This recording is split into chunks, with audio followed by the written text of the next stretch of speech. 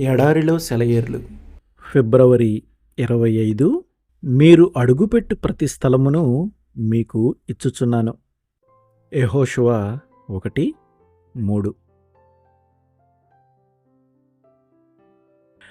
క్రీస్తు కోసం మనం ఇంతవరకు ఆక్రమించుకోలేని స్థలాల సంగతి మాత్రమే కాక, ఇంతవరకు మనం స్వతంత్రించుకోని అనేకమైన వాగ్దానాలు ఇంకా అలాగే ఉండిపోయాయి.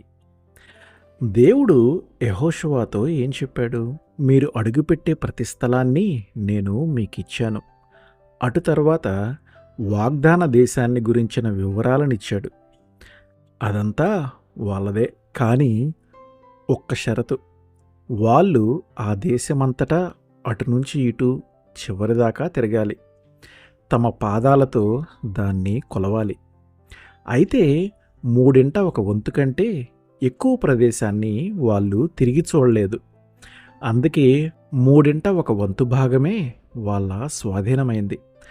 వాళ్ళు తమ పాదాలతో కొలిచి చూసినదే వాళ్ళకి దక్కింది.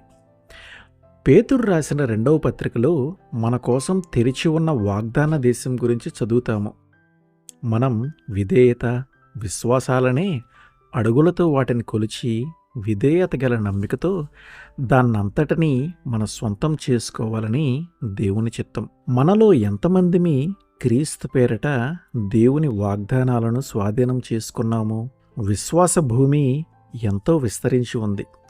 దాని కొనల వరకు నడిచి వెళ్ళి మొత్తాన్ని స్వాధీనపరచుకోవాలి. మన స్వాస్థ్యం మొత్తాన్ని మనం చేజిక్కించుకుందాం. ఉత్తరానికి, దక్షిణానికి మన కన్నులెత్తుదాం. తూర్పు పడమరలను పరికించి చూద్దాం. నీకు కనిపించే నేలనంతటినీ నీకిస్తాను అంటున్నాడు దేవుడు. యోధా ఎక్కడెక్కడైతే తన కాలు మోపాడో అదంతా అతనిదే.